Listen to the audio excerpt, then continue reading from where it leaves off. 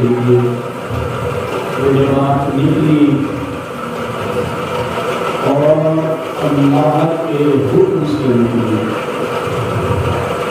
کیونکہ یہ وہ مقام، یہ وہ منزل ہے کہ جس کی ترتیب آیت الہی میں متواتر اور احادیث میں کثرت کے ساتھ لائی گئی کہ تم راہ خدا میں قتال کے لیے، جہاد کے لیے آخر کیوں نہیں نکلتے ہو کہ جب کہ اللہ نے مجاہدین کا جو مقام اور مرتبہ اور فضیلت و عظمت ہے وہ بیان کی اس انداز میں کہ مجاہد اللہ کی نگاہ میں وہ منتخب افراد ہوتے ہیں کہ جن کی سواری جب چراگاہ میں ایک رسی سے بندھنے کے بعد وہاں پر چارہ کھانا شروع کرتی ہے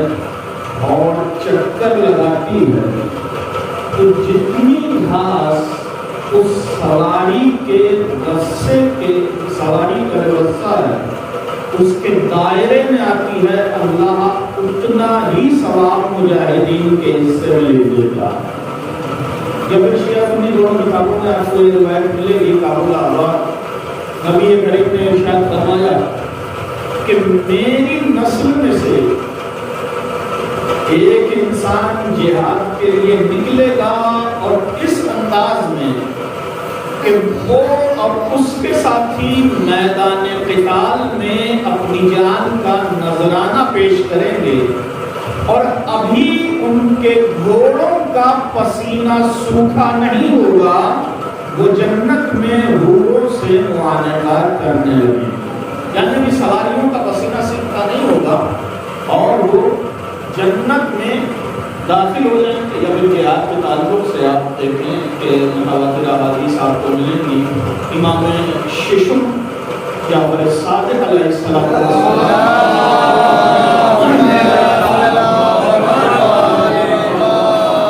بندے کو دیکھا، ایک انسان کو دیکھا کہ جو بارگاہ الہی میں بڑے خضوع و خشوع کے ساتھ دعا کر رہا ہے کہ معبود مجھے اپنی بارگاہ سے خیر عطا کر، اپنی بارگاہ سے مجھے خیر عطا کر۔ امام نے اس کی دعا کو سنا اور سننے کے بعد کہا کہ اگر اس کی دعا بارگاہ الہی میں مستجاب ہو گئی تو اس کو میدان قتال میں شہادت نصیب ہو، یعنی اللہ کی بارگاہ سے شہادت کا درجہ مل جانا، شہادت کی عظمت مل جانا، شہادت کی فضیلت مل جانا، یہ وہ عظیم مقام ہے کہ جس کو دعا کی لغت میں خیر کہا گیا ہے۔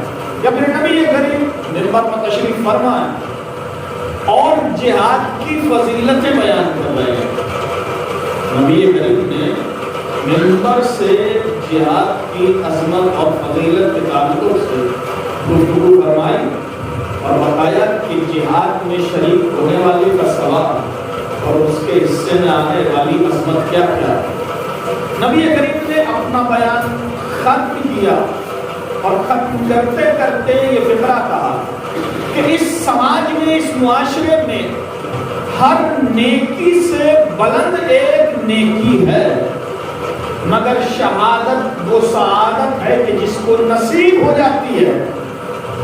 اللہ نے اس سے بلند نیکی کوئی اور رکھی ہی نہیں ہے، اور ہر نیکی کے اوپر نیکی ہے، مگر شہادت وہ عظمت و درجہ وہ فضیلت ہے کہ جس سے بلند، جس سے بالا کوئی نیکی، کوئی فضیلت، کوئی سعادت، کوئی درجہ نہیں ہے۔ خود تمام ہوا عورتوں کا ایک در ہو، وقت کی شکل میں نبی کریم کی خدمت میں آیا اور آج کر کہنے لگا سرکار آپ نے جہاد کی فضیلتیں بیان کی اور اتنا عظیم مرتبہ مجاہدین کا، مگر کیا کیا جائے کہ اسلام نے ہمیں اجازت نہیں دی کہ ہم تلوار لے کر میدان میں آ جائیں، لہذا مجاہدین کو جو یہ ثواب مل رہا ہے، درجہ مل رہا ہے، فضیلت مل رہی ہے، عظمت مل رہی ہے، اس سے تو ہم محروم رہ جائیں گے۔ نبی کریم نے فرمایا کہ دیکھو تمہارا مقام اور تمہارا مرتبہ یہ نہیں ہے کہ تم تلوار لے کر میدان میں آ جاؤ، بلکہ اللہ نے ہر انسان کے حصے میں کچھ ذمہ داریاں رکھی ہیں۔ تمہاری ذمہ داری یہ بنتی ہے کہ تم صاحب ایمان مجاہد کی تربیت کرنے کے بعد لشکر اسلام کے سپرد کر دو، اللہ تمہیں 3 جہاد میں شریک ہونے کا ثواب عنایت فرمائے۔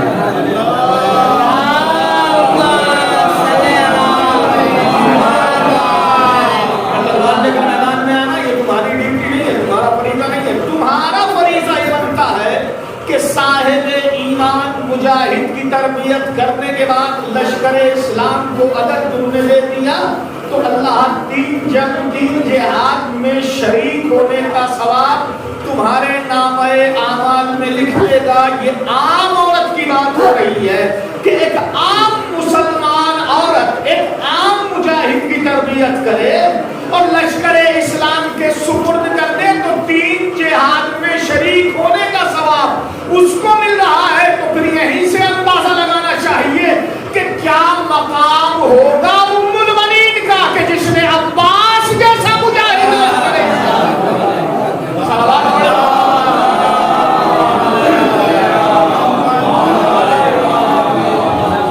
عباس جیسا مجاہد کربلا کا علمبردار اس کی تربیت کرنے کے بعد لشکر بھی وہ لشکر کہ جس کا انتخاب اللہ نے کیا ہو، جس کا استفاء اللہ نے کیا ہو، جس کو چنا اللہ نے ہو، جس کا سلیکشن اللہ نے کیا ہو، اس لشکر کا علمبردار ابو الفضل العباس تربیت کس کی ہے؟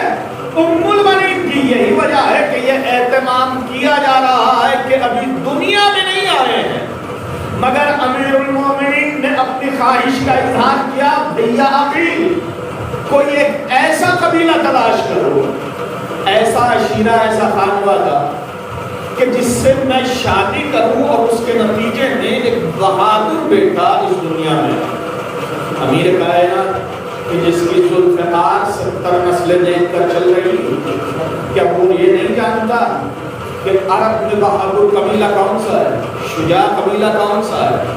وہ کہ جو اگر زمین کے ذروں کو حکم دے تو وہ بولنے لگے، درختوں کو اشارہ کرے تو وہ اپنے مقام چھوڑ دے، یہ معجزات معصوم۔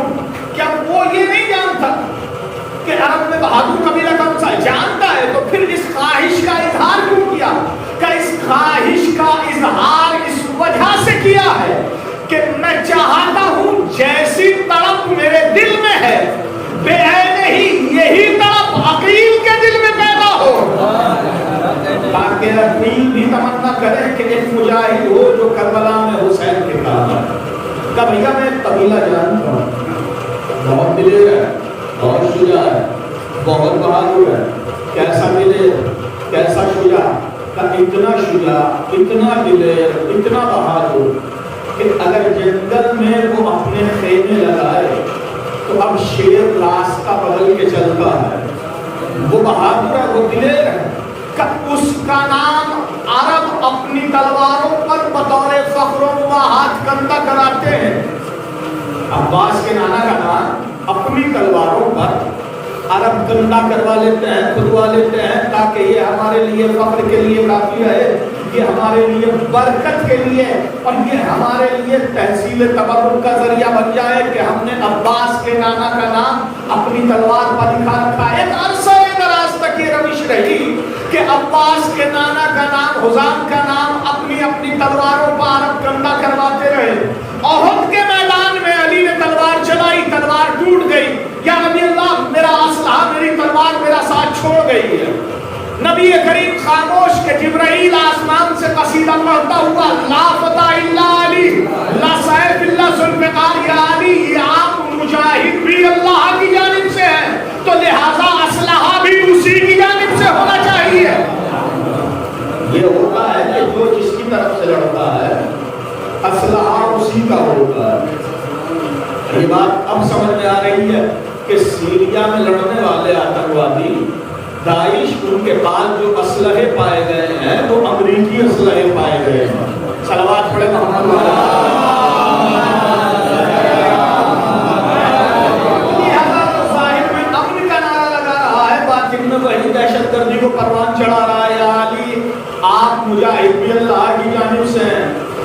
لہذا اسلحہ بھی اللہ کی جانب سے علی نے سیافی کی تلوار چلائی، شمشیر زنی کی.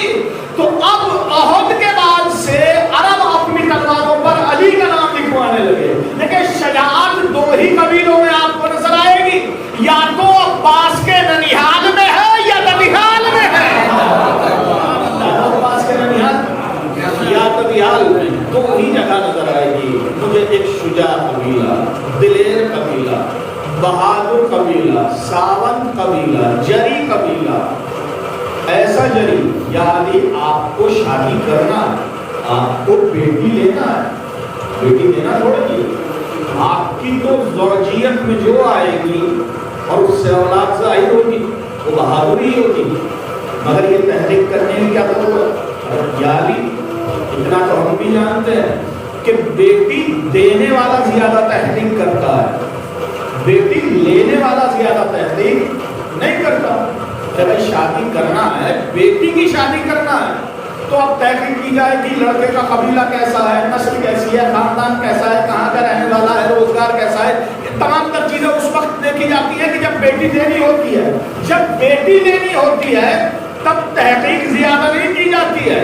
علی آپ کو بیٹی لینی ہے، بیٹی دینی تھوڑا ہی ہے، لہذا تحقیق کی کیا ضرورت؟ تب تحقیق کرنے کے بعد میں تاریخ اسلام کے چہرے پر پڑی ہوئی تاریخ نکات کو روچنا چاہ رہا ہوں کہ وہ مورخ جو بنی امیہ کے دسترخوان پر بیٹھنے کے بعد ہڈیاں بھگوڑتے ہیں اور اس سے پلنے کے بعد لہو جب ان کی رگوں میں دوڑتا ہے تو وہ یہ کہتے ہیں کہ علی نے فلاں بیٹی فلاں کو دے دی، فلاں بیٹی فلاں کو دے دی، فلاں بیٹی فلاں کو دے دی. میں آج زمانے سے یہ بتا دینا چاہ رہا ہوں کہ علی جب بھگوڑوں سے بیٹی لیتا نہیں ہے تو بھگوڑوں کو بیٹی لینا کیسے؟ آواز بڑے محمد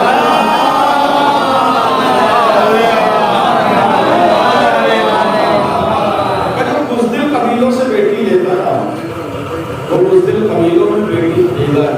ایک بہادر بیٹا چاہیے، ایک شجاع آئی بھی عمر بنی. اور جب علی کی زوجیت میں آئی وجب انداز دیکھیں، شادی ہوئی اور جب چلی ہے تو اس انداز میں کہ ابھی علی سے شادی کا تصور تھا نہیں کہ اپنی ماں کو بلایا اور ماں کو بلانے کے بعد کہا میں نے عجیب طرح کا خواب دیکھا ہے. بیٹی کیا دیکھا ہے؟ کہا میں نے خواب میں یہ دیکھا کہ آسمان سے ایک چاند میری آغوش میں اترا 3 ستاروں کے ساتھ. میں نے اس چاند کو اٹھایا اور سینے سے لگا لیا، بس میری آنکھ کھل گئی. ماں نے باپ سے بیان کیا، جناب حضام سے بیان کیا. حضام نے قبیلے کے عالم کو بلایا، میری بیٹی نے یہ خواب دیکھا ہے، اس کی تعبیر کیا ہو؟ جواب دیا کہ یہ بیٹی جو تمہارے گھر میں ہے کوئی عام بچی نہیں، یہ عرب کے کسی بہادر اور شجاع سے اس کی توجیہت میں جائے گی اور نتیجے میں جو بیٹے پیدا ہوں گے ان میں سے ایک فضیلتوں کا چاند ہوگا، 3 فضیلتوں کے ستارے ہوں گے. سلامات پڑھیں.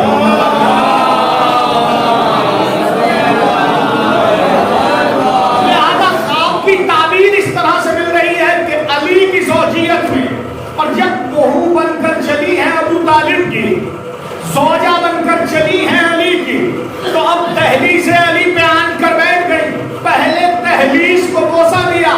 آج جو یہ تصور ہمارے یہاں رائج ہے کہ امام بارگاہ میں جانے سے پہلے دہلیز کو بوسا دیجیے، یہ تہذیب ام المؤمنین ہے کہ جس نے بتایا کہ جس گھر میں حسنین رہتے ہو اس میں ایسے ہی داخل نہ ہو جانا، پہلے دوہری کو بوسا دینا ہے.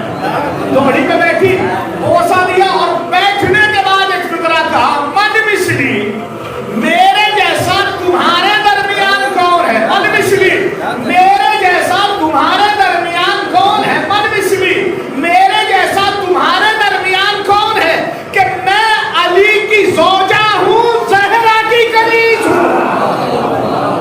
علی کی زوجہ اور زہرا کی کنیز. جب گھر میں داخل ہوئی تو حسنین آگے پڑے، اماں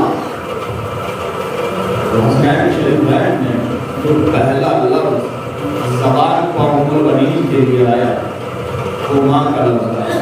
ارے شہزادوں میں تمہاری ماں بن کر نہیں آیا بلکہ تمہاری ماں کی کنیز بن کر آیا. یہ کیا ہے کہ یہاں بنیاد رکھی جا رہی ہے وفائے سرکار ابوالفضل عباس. یہاں سے تربیت کا آغاز ہو رہا ہے کہ دیکھو میں تمہاری ماں کی کنیز بن کر نہیں ہوں, لہذا جو تمہاری ماں کا مقام ہے وہ محفوظ ہے, یہ ماں کا درجہ نہ دینا. اور پھر بچے کو یہی تعلیم دی کہ جب دنیا میں آ گئے تو بچے کو سمجھایا کہ ہر مقام اور ہر منزل پر تمہیں دھیان رہنا چاہیے کہ تم حسین کے غلام ہو, تم حسین کے غلام ہو. لہذا ساری زندگی عباس نے حسین کو آقا کہا ہے, بھائی نہیں کہا ہے. تربیت ام البنین ہمارے سامنے آ رہی ہے کہ بچے کو اس طرح سے ڈھالا کہ اس نے ساری زندگی حسین کو بھائی نہیں کہا. تو صحیح اس کی جزا یہ ملی عباس, اگر تم نے ساری زندگی حسین کو آقا کہا بھائی نہیں کہا تو میں فاطمہ دنیا میں یہ جزا دے رہی ہوں کہ حسنین کے ہوتے ہوئے میں تمہیں اپنا بیٹا کہہ رہی ہوں.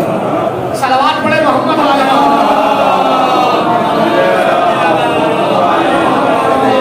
حسنین کے ہوتے ہوئے میں تمہیں اپنا بیٹا کہہ رہی ہوں. مضامین گاؤں اور دیہات میں نہیں پڑھے جاتے, یہ شہروں میں پڑھے جاتے ہیں, لکھنؤ میں, ممبئی میں. میں جموتیا کو لکھنؤ بنانا چاہ رہا ہوں, لہذا میرے ساتھ جڑے رہیے گا.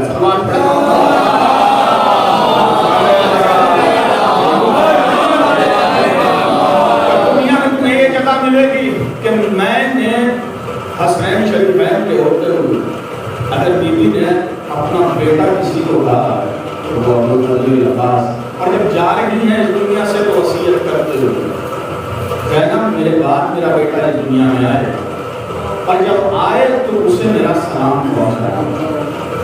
ایسے سلام نہیں, یہ میں نے اپنے ہاتھوں سے اس کے لیے 2 کرتے سیے, یہ اس تک پہنچا دینا. اور میں نے اس بچے کا نام اس دنیا میں آنے سے پہلے عباس رکھا. اس بچے کا نام دنیا میں آنے سے پہلے عباس رکھا. اور جب علی نے وجہ معلوم کی تھی, سبب معلوم کیا تھا کہ بی بی آپ نے اس بچے کا نام جو دنیا میں ابھی آیا نہیں عباس رکھا ہے, آخر وجہ کیا ہے کہ اس کا نام عباس میں نے اس وجہ سے رکھا کہ یا علی آپ کے نام کا آغاز جس حرف سے ہو رہا ہے وہ عین ہے. میرا نام عرش پر زمین پر فاطمہ عرش پر بطول, لہذا میں نے اپنے عرشی نام سے بے کو لیا, اور میرے بابا کا نام زمین پر محمد عرش پر احمد ہے, میں نے اپنے بابا کے عرشی نام سے علی کو لیا. حسنین میں سین مشترک ہے, لہذا میں نے حسن حسین سے سین کو لیا ہے. اس طرح سے عباس کا نام عباس رکھا گیا تاکہ زمانے کو پتا چلے کہ علی کے گھر میں پیدا ہونے والا یہ بچہ کوئی عام بچہ نہیں بلکہ پنجتن کی تصویر آیا ہے. پنجتن کی تصویر. صلوات پڑھے.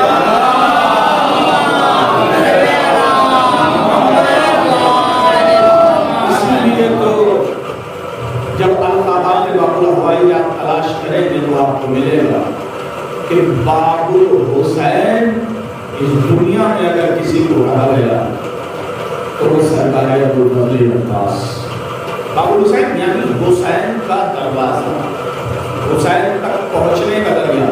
اور جو تقریریں اگر بھولی نہیں ہیں تو میں نے اس میں کہا تھا کہ اگر حسین تک آ گئے تو خدا تک پہنچ گئے, اگر حسین تک آ گئے تو اللہ تک پہنچ گئے, اگر حسین تک پہنچ گئے تو پھر لقائے الہی مل گیا ہے, اللہ کا قرب مل گیا ہے.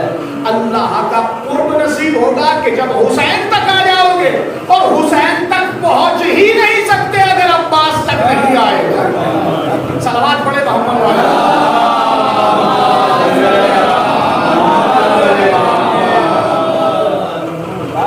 حسین تک پہنچنے کا ذریعہ سرکار ابوالفضل عباس, شجاع بیٹا, دیر کبھی, بہادر کبھی, دیا گیا، نتیجے میں سرکار عباس۔ اور پھر مقام کیا ہے، عظمت کیا ہے، مرتبہ کہ علمبردار، اور علمبرداری بھی کسی عام لشکر کی نہیں، لیکن عہد کے میدان میں علمبردار بن جانا یہ الگ منزل ہے، خیبر کے میدان میں علمبردار بن جانا یہ الگ منزل ہے، مگر کربلا کے میدان میں علمبردار بن جانا یہ الگ فضیلت ہے۔ چونکہ خیبر کے درمیان علی کو علم ملا، اور یہ کوئی ادنا ترین فضیلت نہیں، بہت بڑی فضیلت، مگر یا علی آپ کو جس لشکر میں علم مل رہا ہے اس میں منافق بھی موجود ہیں، اس میں وہ بھی موجود ہیں جنہوں نے مصلحتوں کے ساتھ کلمہ پڑھا ہے، اس میں وہ بھی موجود ہیں کہ جن کے ظاہر میں اسلام اور باطن میں کفر ہے۔ یا علی آپ کو علم ملا احد کے میدان میں، عباس کو علم ملا کربلا کے میدان میں، اور کربلا کا لشکر مصطفیٰ لشکر کہ جہاں قاسم کو دیکھو گے تو شبر نظر آئیں گے، اکبر کو دیکھو گے تو پیغمبر نظر آئیں گے، گہوارے کو دیکھو گے تو علی نظر آئیں گے۔ ارے بھائی مصطفیٰ لشکر گہوارے میں علی ہے، یہ بھی علی ہے، یہ بھی علی ہے، کیا آپ نے دیکھا نہیں کہ علی نے گہوارے میں کلہ اشتر کو چیر دیا تھا؟ علی اصغر بھی علی ہے، یہی وجہ ہے کہ گہوارے میں کلہ یزیدیت کو چیر دیا۔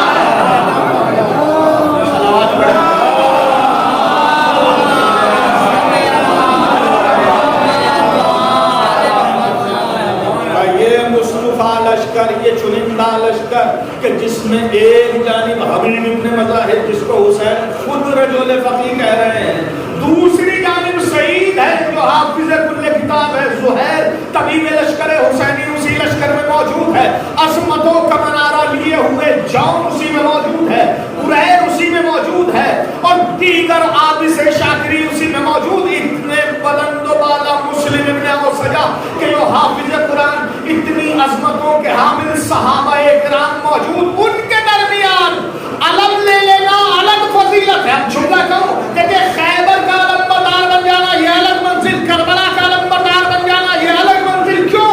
کیونکہ ہیرے کا پتھروں کے درمیان چمکنا اور ہے، ہیروں کا ہیروں کے درمیان چمکنا اور ہے۔ صلوات پڑھیں۔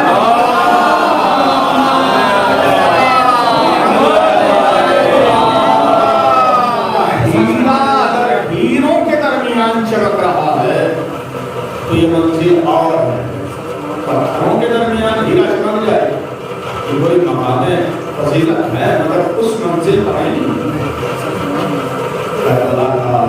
اور پھر علم کو اس انداز میں اٹھایا کہ یہ علم منسوب ہو گیا ہے ابو الفضل عباس، ایک علمبرداری مخصوص بھی امیر المومنین اور مخصوص ہے امیر المومنین سے۔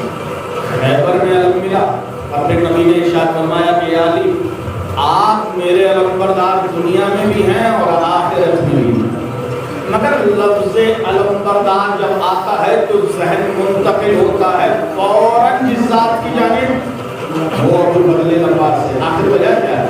وجہ یہ ہے کہ دیکھیے یوں تو تسبیح میں ذکر اللہ کا ہے، مگر جب تسبیح کہا جاتا ہے تو ذہن منتقل ہوتا ہے بی بی زہرا کی جانب۔ اس کا وجہ کیا ہے؟ وجہ یہ ہے کہ ذکر اللہ کا تھا، مگر زہرا نے اپنے لبوں کا اس انداز میں سجایا کہ جب کوئی اللہ اکبر کہتا ہے، سبحان اللہ کہتا ہے، الحمدللہ کہتا ہے، تسبیح کرتا ہے، تو اس کو تسبیح زہرا کہا جاتا ہے۔ علم منسوب تھا علی سے، مگر عباس نے کچھ اس انداز میں اٹھایا کہ اب منسوب ہو گیا ہے عباس سے، جب بھی علم کا نام لیا جائے گا ذہن میں تصور عباس کا آئے گا۔ صلوات پڑھے محمد۔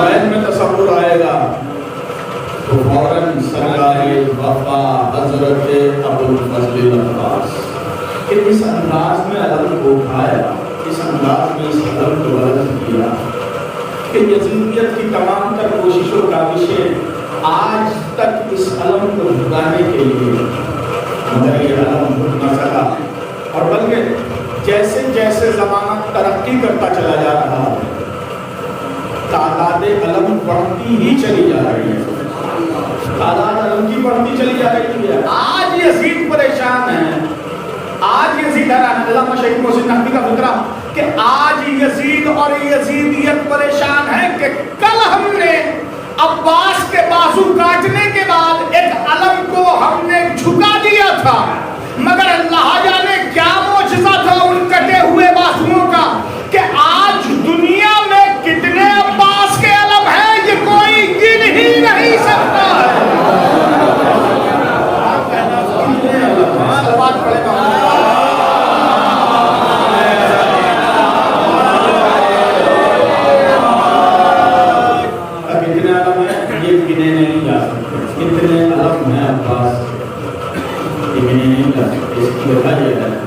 دیکھیے خیبر کے میدان میں بھی علم کو بلند کیا گیا، احد کے میدان میں بھی علم کو اٹھایا گیا، تبوک کے میدان میں بھی علم برداری آپ کو ملے گی۔ اسلام کی جتنی جنگیں ہیں ان سب میں آپ کو علم برداری ملے گی، مگر کربلا میں اور دیگر جنگوں میں فرق یہ ہے کہ وہاں جو علم اٹھایا گیا ہے وہ ہاتھوں کے ذریعے اٹھایا گیا۔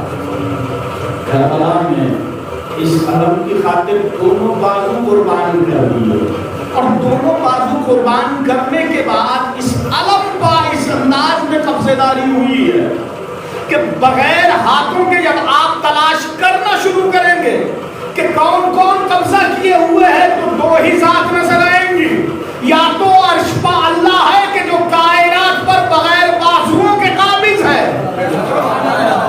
یا تو آسمان پا اللہ کہ جو کائنات پر بغیر بازوؤں کے قابض ہے، یا زمین پر ذات عباس ہے کہ جو بغیر بازوؤں کے علم پر قابض ہے۔ صلوات پڑھے محمد علیہ۔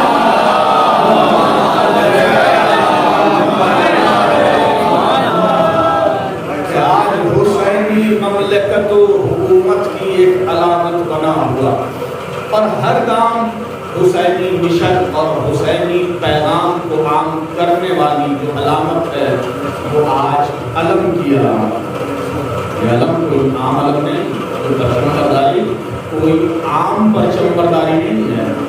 یہ علم بلند کر دیا جائے، ہر کسی کو عطا کر دیا جائے، ایسا نہیں۔ اس کے لیے شرائط ہے کہ علم بردار بنے گا تو کون، علم اٹھائے گا تو کون، علم بلند کرے گا تو کون۔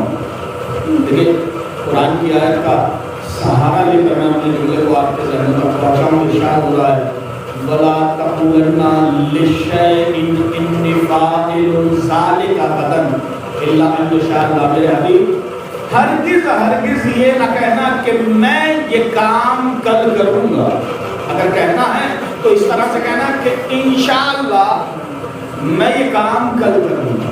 یہ تہذیب اسلامی ہم کو سکھائی جا رہی ہے کہ اپنے امور میں، اپنے کاموں میں نیت یہ کرو کہ تائید الہی رہے گی تو تکمیل ہوگی، اور جب اللہ کی تائید حاصل ہو جاتی ہے تو کوئی بھی کام ادھورا نہیں رہتا۔ لہذا کام کا وعدہ کرنے سے پہلے انشاءاللہ ضرور کہہ لیا۔ نبی سے بھی یہ کیا گیا انشاءاللہ ضرور کہہ، مگر خیبر کے میدان میں نبی اعلان کر رہے ہیں لا اطیعن رایۃ غدا رجلا کرارا، کل میں علم دوں گا اس کو کہ جو مرد ہوگا، کرار ہوگا، غیر فرار ہوگا، بڑھ بڑھ کے حملے کرنے والا ہوگا، اللہ اور رسول کو دوست رکھتا ہوگا، اللہ اور رسول اس کو دوست رکھتے ہوگے، وہ پلٹے گا نہیں کہ جب تک اللہ اس کے ہاتھوں پر فتح و ظفر نصیب نہ فرمائے گا۔ یا نبی اللہ انشاءاللہ کہا گیا، آپ کو حکم تھا، قرآن میں اللہ نے لکھ دیا ہے کہ جب بھی کوئی وعدہ کرنا تو انشاءاللہ کے ساتھ۔ آپ یہ اعلان کر رہے ہیں کل علم اسے دوں گا کہ جو مرد ہوگا، کرار ہوگا، غیر فرار ہوگا۔ یعنی بھی اللہ انشاءاللہ کہنا چاہیے کہ انشاءاللہ ضرور کہتا، اگر علم میں دیتا، میں نے علم نہیں دیا، یہ اللہ نے عطا کیا ہے۔ اگر میں دیتا تو میں ضرور کہتا، مگر یہ علم میں نے نہیں، یہ اللہ نے عطا کیا ہے، اللہ نے عطا کیا ہے، اللہ نے دیا ہے، اللہ نے دیا ہے۔ اور جب اللہ نے دیا ہے تو یہ آسان منصب نہیں ہے، مخفف منصب نہیں ہے، ہلکا منصب نہیں ہے۔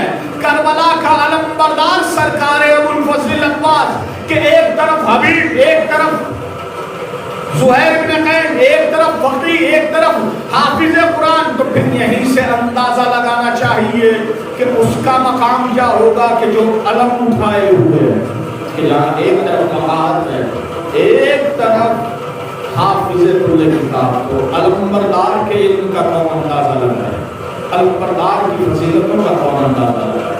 یہ علی ہیں کہ جو تمنا کر رہے ہیں ایک ایسا بیٹا جو کربلا میں میرے حسین کا ناصر ہو، اور پھر یہاں پر ہمیں پیغام بھی دیا جا رہا ہے، بتایا بھی جا رہا ہے، سمجھایا بھی جا رہا ہے کہ اپنے پلان بنانے کے بعد اپنے بچوں کے لیے ماں تلاش کرنا، اپنے پلان بنانے کے بعد اپنے بچوں کے لیے ماں تلاش کرنا، اپنے لیے بیوی تلاش نہیں کرنا، ماں تلاش کرنا، اپنے لیے بیوی تلاش نہ کرنا، کبھی اپنی خواہشات پوری کرنے کے لیے نہ جانے کس قبیلے میں چلے جاؤ، نہ جانے کہاں پر چلے جاؤ، اپنے بچوں کے لیے ماں تلاش کرنا۔ اسی وجہ سے نبی کریم نے ارشاد فرمایا کہ اس سبزی سے بچو کہ جو بھورے پاؤ کی ہوئی ہے، جو لگی ہو گئی ہے، اس سبزی سے بچو، اپنے دامن کو بچاؤ اس سبزی سے کہ جو کوڑے کرکٹ پاک بھورے پاؤ کی ہوئی ہے۔ کسی نے سوال کیا یا نبی اللہ اس سے کیا مراد ہے؟ توجہ، نبی کریم نے ارشاد فرمایا اس سے مراد وہ عورت ہے کہ جو دیکھنے میں تو بہت خوبصورت ہو مگر کردار کے اعتبار سے بہت حقیر ہو۔ صلوات پڑھے محمد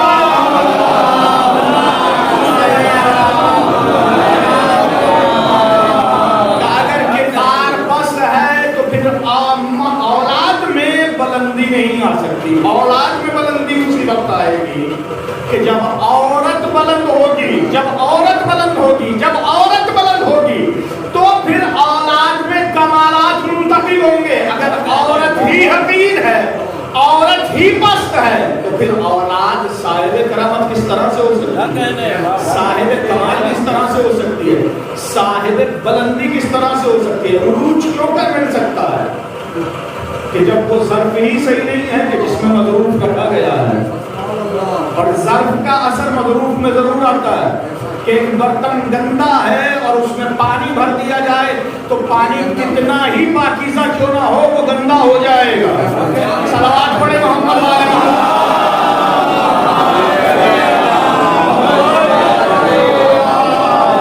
لہذا امیر کائنات کا یہ فقرہ ہمیں پیغام دے رہا ہے کہ اپنے بچوں کے لیے ماں تلاش کرنا، اور جب ماں تلاش کرو گے اور نیت یہ ہوگی تو پھر یہ نہ سوچو گے کہ امیر قبیلہ ہے یا غریب قبیلہ ہے۔ دوسروں کے مال پا اترانا، دوسرے کے مال پا اپنی نگاہیں جمائے رکھنا، یہ ایک مرد کا کمال نہیں ہوتا ہے کہ سسر کی جانب سے ملے ہوئے تحفے اور انعام اور دولت اور شہرت اور عزت ہے، یہ ایک مرد کا خاصہ نہیں ہوتا۔ مرد اسے ہی کہا جاتا ہے کہ جو اپنے گٹوں کی حلال کمائی سے اپنے لیے زینت کا سامان مہیا کرتا ہے۔ صلوات پڑھے محمد۔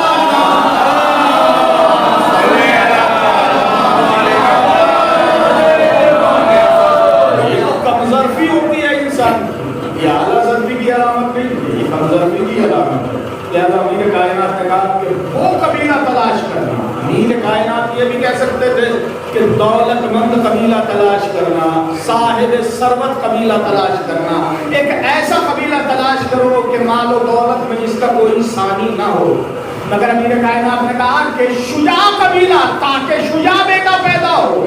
اب اگر چاہتے ہو کہ اولاد پڑھی لکھی ہو تو ماں پڑھی لکھی تلاش کرنا۔ قوم کا مرثیہ پڑھو، اپنا مرثیہ پڑھو۔ ہمارا مرثیہ یہی ہے کہ ہم نے تعلیم نسواں کی جانب اپنی توجہ نہیں دی ہے۔ یاد رکھیں جس محبت کا فکرہ میں آپ کی سماعت میں نظر کر رہا ہوں، تو کہتا ہے کہ ایک مرد اگر جاہل رہ جائے تو سماج کا اتنا نقصان نہیں ہوتا۔ کیوں؟ کیونکہ اگر ایک مرد جاہل رہ گیا تو یہ ایک مرد جاہل رہ گیا۔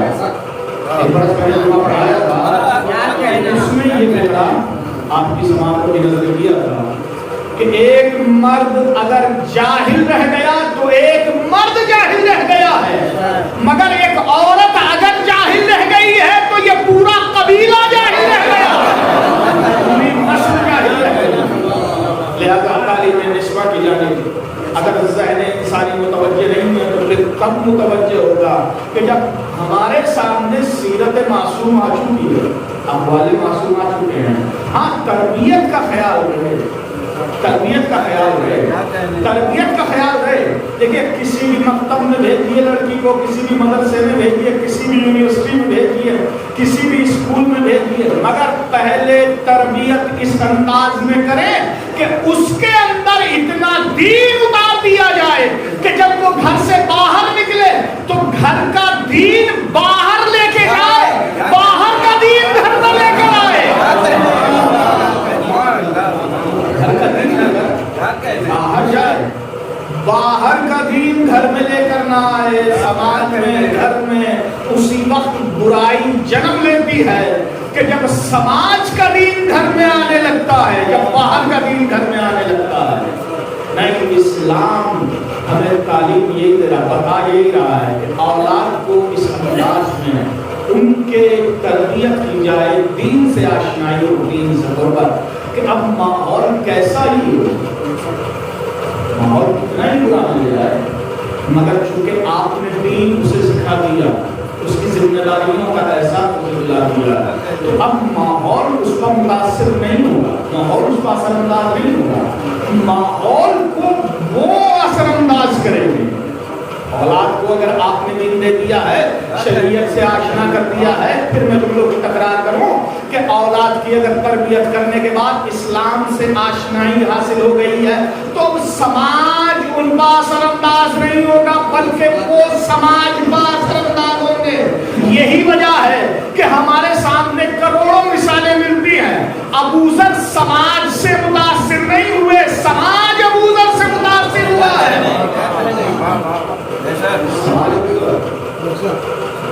تاکہ شان کا دربار، لیکن دین کس طرح سے سکھایا جاتا ہے، تربیت کس انداز میں کی جاتی ہے۔ امیر رہی کا صحابی حجر بن عدی دربار میں کھڑے ہوئے، ساتھ میں بیٹے بھی ہیں، اب ملائے علی سے اپنے دامن کو پیچھے ہٹاؤ، محبت علی سے اپنے آپ کو پیچھے ہٹاؤ، کہ یہ ممکن نہیں، کب پھر قربانی پیش کریں گے اور اس انداز میں پیش کریں گے کہ اس کی مثال نہ ملی ہوگی۔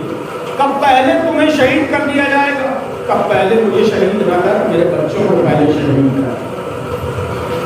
دنیا چاہتی ہے کہ اپنی عمر اپنے بچوں کا قربان کر دی جائے۔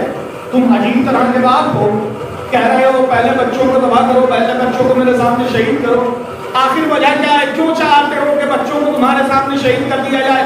کہ اس کی وجہ یہ ہے، میں یہ سوچ رہا ہوں کہ کہیں باپ کا کٹا ہوا گلا دیکھ کر ان بچوں کے یقین اور ایمان میں تسلسل پیدا نہ ہو جائے، لہذا میں چاہتا ہوں کہ میرے سامنے ولایت علی پر چلے جائیں۔ اگر ولایت علی پر چلے گئے تو یہ میری بھی کامیابی ہے، ان کی بھی کامیابی ہے، میری بھی کامیابی ہے، ان کی بھی کامیابی ہے۔ سماج سے متاثر نہ ہو بلکہ سماج کو متاثر کریں۔ کربلا کے میدان میں سرکار ابو الفضل العباس نے اپنے بھائیوں کی قربانی پہلے، اپنے بچوں کی قربانی پہلے، بعد میں اپنی قربانی پیش کی۔ یہاں بھی وہی فلسفہ ہے کہ کہیں ایسا نہ ہو یزید کی کثرت کو دیکھنے کے بعد ان کے ایمان میں تسلسل پیدا ہو جائے، لہذا آقا حسین کا تم پہلے قربان ہو جاؤ، بعد میں میری قربانی، تم پہلے قربان ہو جاؤ، بعد میں ہم اپنی قربانی۔ اور قربانی اس انداز میں کہ ظالم امان نامہ لے کر آیا ہے، بس اگر تم حسین کا ساتھ چھوڑ دو تو تمہیں زندگی بھی مل جائے گی، تمہیں دولت بھی مل جائے گی، تمہیں رتبہ بھی مل جائے گا، تمہیں مقام بھی مل جائے گا۔ شبر کا امان نامہ پیش کیا گیا، مولا عباس نے فرمایا تبت یداک ولعن اللہ امانک، ٹوٹ جائیں تیرے ہاتھ اور لعنت ہے تیری امان کا۔ تو حسین کو قتل کرنا چاہتا ہے، اب میرے لیے امان نامہ لے کر آیا ہے، ٹوٹ جائیں تیرے ہاتھ، ٹوٹ جائیں تیرے ہاتھ، ٹوٹ جائیں تیرے ہاتھ. دیکھیے آپ کے ذہن متوجہ نہیں ہوئے. اسی لہجے میں پروردگار نے دشمن رسول کو رسوا کیا تھا.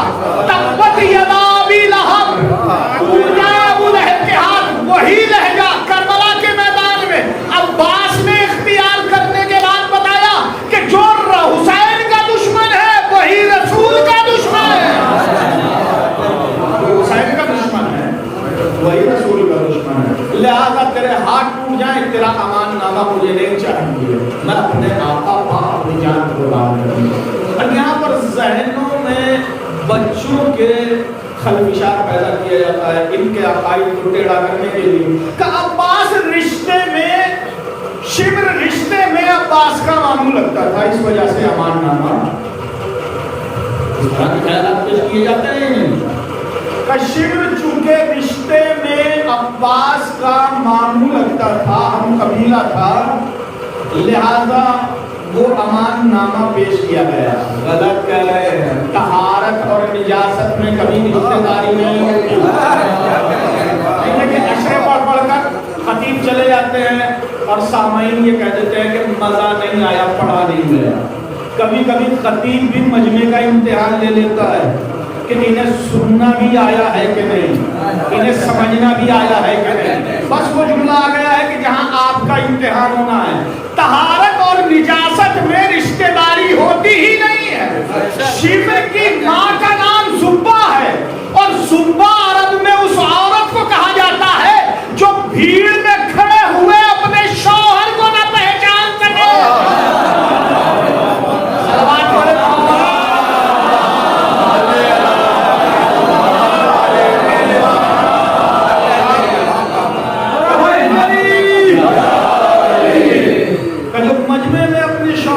پہچان سکے اس صفات کی حامل ہے شبر کی ماں. لہذا طہارت اور نجاست میں کبھی رشتہ داری، کفر و ایمان میں کبھی کوئی تعلق، شرک و دین میں کبھی کوئی رابطہ نہیں ہوتا ہے. اللہ تیری امان پالانت کرے، اللہ تیرے ہاتھوں کو توڑے. تو حسین کو قتل کرنے کے ارادے سے عباس کو امان دینا چاہتا ہے. یاد رکھ کہ جب تک عباس کے بازو سلامت تھے، عباس حسین کا دفاع کرتے ہیں. کسی روایت کے چکر میں نہ آئیے. جن ذہنوں کو ورگلایا جاتا ہے، ذہنوں کو بھٹکایا جاتا ہے، اور فتنے ہر دور میں کھڑے ہوئے ہیں، ہر وقت کھڑے ہوئے ہیں. آج سوشل میڈیا کا زمانہ، جوانوں نوجوانوں سے خطاب کرو کہ فتنے کس انداز میں آ رہے ہیں. حسن اللہ یاری کہ جو حمایت شیعت کر رہا ہے اور نوجوانوں سے متاثر بھی ہو رہے ہیں. متاثر ہونے کے بعد یہ کہہ رہے ہیں کہ کوئی عیب نہیں ہے، کوئی نقص نہیں ہے، بس اتنی سی بات ہے کہ وہ نظام اجتہاد کو نہیں مانتا ہے، مجتہدین کو نہیں مانتا ہے، مگر شیعت کی خدمت تو بہت بڑی کر رہا ہے. ایک تھوڑی سی غلطی ہے مگر شیعت کی بہت بڑی خدمت کر رہا ہے. نوجوانوں آپ کے ذہنوں کو بھٹکایا جا رہا ہے، برین واش کیا جا رہا ہے آپ کو، تاکہ آپ صراط مستقیم سے ہٹ جائیں. آپ جسے خدمت سمجھ رہے ہیں، اس سے بڑی مدد لے کر ابو سفیان علی کی خدمت میں آیا تھا. اتنی بڑی یہ خدمت کر رہا ہے، اس سے بڑی مدد لے کر، اس سے بڑی خدمت کرنے کے لیے ابو سفیان علی کی خدمت میں آیا تھا. آپ نکلیے، باقیادہ اور سواروں سے مدینے کی گلیوں کو بھر دوں گا. امیر کائنات نے فرمایا تجھے اسلام سے کب سے محبت ہو گئی. بس یہی باریکی کو آپ سمجھنا ہے کہ جو نظام اجتہاد و تقلید کو قتل کرنے کے بعد شیعت کی حمایت کر رہا ہے، وہ آج کا ابو سفیان شیعت کی روح کو قتل کرنے کے بعد جسم کو پانی دے رہا ہے. جڑ کاٹنے کے بعد درخت کو پانی دیا جا رہا ہے. روح قتل کرنے کے بعد آپ کے جسم کو سہلایا جا رہا ہے تاکہ آپ کو یہ احساس نہ ہو کہ آپ کی روح مر گئی ہے. مگر یاد رکھیں، اگر روح مر گئی ہے اور بدن زندہ ہے تو یہ انسان نہیں کہا جائے گا.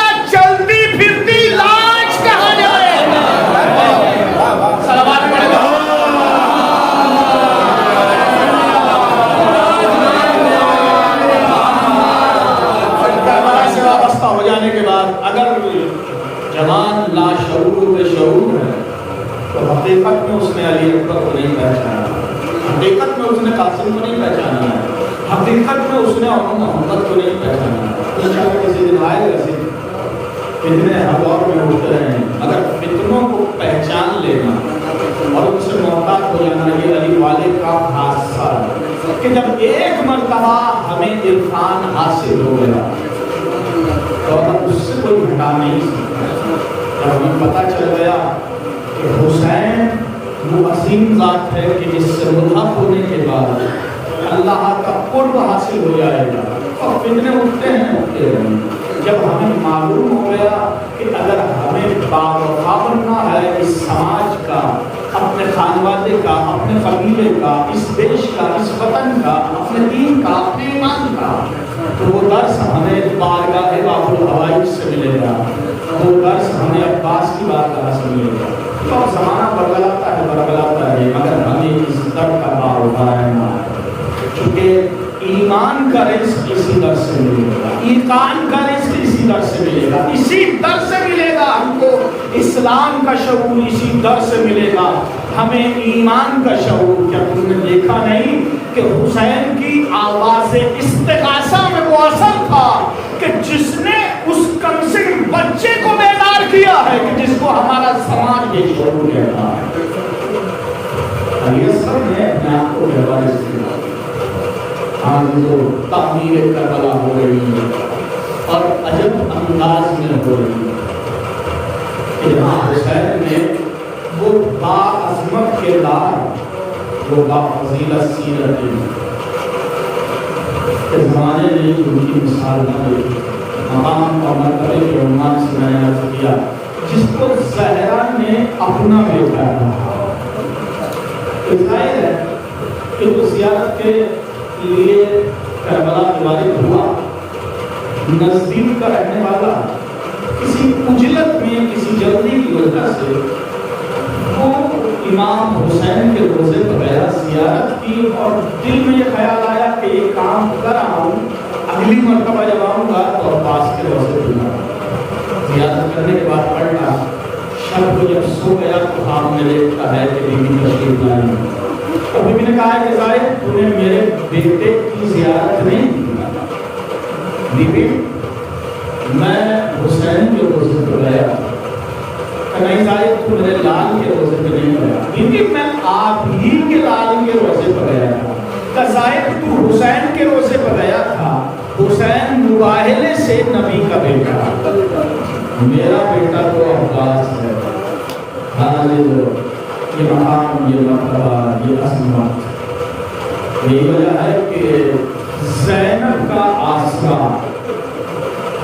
सकीना का आसरा, रुकैया का आसरा, कि जब आखिरी वक्त इजाज़त लेने के लिए गए हैं तो हुसैन ने कहा कि बीवियों से रुखसत हो, बीवियों से रुखसत होने के लिए खेमे में दाखिल हुए। ज़ैनब ने रोक लिया, आवाज़ भी नहीं किया, आवाज़ भी बीवियों मेरे नज़दीक था। बीवियाँ आई, हल्का बनाकर खड़ी हो गई दरमियान में ज़ैनब, अब्बास के पहलू में हाथों को जोड़े हुए खड़ी है। बीवियों जब मदीने से चली थी तो तुम्हारे पर्दे की ज़ामिन बन के चली थी, तुम्हारे पर्दे की जिम्मेदारी मैंने ली, अब वो जिम्मेदारी वापस ले रही हो, क्योंकि जिसके भरोसे पर मैंने जिम्मेदारी ली थी वो अब्बास मुझसे रुखसत हो रहा, वो अब्बास मुझे छोड़ कर जा रहा। इसलिए ज़ैनब को अलविदा कहा, हुसैन की खिदमत में आए। हुसैन ने सर से पाँव कर देखा और देखने के बाद कहा कि अब्बास क्या जंग का इरादा है? अगर जंग ही करना है तो सर पर ये आम खोल क्यों रखा है? लो बाबा का खोल लो। तन पर ये आम सिरा क्यों? ये बाबा की सिरा। ये आम तलवार क्यों? ये बाबा की जुल्फ़कार लेकर जाओ। मगर अब्बास याद रहे कि जितने शामी तुम यहाँ मारोगे उतने ही बदले ज़ैनब को शाम देगा, उतने ही बदले ज़ैनब को शाम में देना होगे। ये सुना था, जमीन पर तलवार डाली, सिरातन से उतारी, एक टूटा हुआ नेज़ा लिया, अलम को लेकर चले। अब देखिए मैं कहीं कहीं खत्म कर देता हूँ मजलिस को इस फकरे का कि जब चले हैं तो अब हुसैन से अपने मकाम पर रहा न गया, अपने मकाम से उठे दौड़ कर अब्बास से लिपट गए। अरे जुमला कहा अब्बास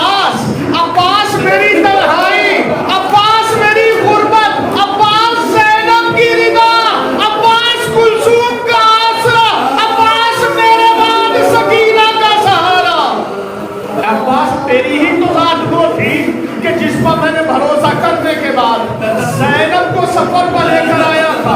عباس کس کے بھروسے اس صحرا میں لیجے چلا گیا زینب کا آسرا. ہاں عزیزو، ایک ذاکر نے شہادت پڑھی عباس کی، پڑھنے کے بعد سو گیا. خواب میں دیکھتا ہے بی بی تشریف لائی ہے. ذاکر تو نے میرے لال کی پوری مصیبتیں بیان نہیں کی. بی بی میں نے روایت پڑھی ہے، میں نے بتایا کہ عباس کو کس طرح سے شہید کیا گیا، میں نے بتایا کہ بازو کس طرح سے کاٹے گئے. کہ نہیں ذاکر تو نے مصیبت بیان نہیں کی. کبھی بھی کون سی مصیبت؟ کہ ذاکر اتنا بتا کہ جب کوئی بلندی سے گرتا ہے تو کاہے کا سہارا لیتا ہے؟ کبھی بھی بازوؤں کا سہارا. جب میرا عباس دوڑتے ہوئے گھوڑے سے سر کے بل زمین پر آیا ہے، کوئی سہارا دینے والا نہیں تھا، کوئی سہارا دینے والا نہیں تھا. عزیزو، چلے گئے عباس، گزر گیا محشر کربلا. شام غریبہ آئی ہے، علی اس منظر کو نہ دیکھ سکے. آئے اور آن کر زینب سے کہا میری بیٹی زینب تو آرام کر، اب علی پہرا دے گا. کہا بابا آپ اس وقت کیوں نہیں آئے کہ جب میرے بھیا کے گلے پہ خنجر چل رہا تھا؟ اے بابا آپ کیوں نہیں آئے کہ جب میرے سر سے ردا اتاری جا رہی تھی؟ بابا کیوں نہیں آئے کہ جب میرے سکینہ کے کانوں سے بالیاں چھینی جا رہی تھی؟ کہ زینب میں کربلا میں موجود تھا، ہر شہید کے جنازے پر میں موجود تھا، ہر شہید کو سہارا میں نے دیا ہے. جب بھی کوئی شہید گرتا تھا اس کو اپنی آغوش میں سنبھالنے والا کون تھا؟ کہ یہ علی ہی تو تھے کہ جو ہر شہید کو سہارا دے رہے تھے. زینب نے سوال کیا بابا یہ بتائیے کہ میرے بھائی حسین کو اتار لیا؟ کہاں زینب میں نے اتار لیا. علی اکبر کو اتارا، قاسم کو اتارا، مولانا محمد کو اتارا. کب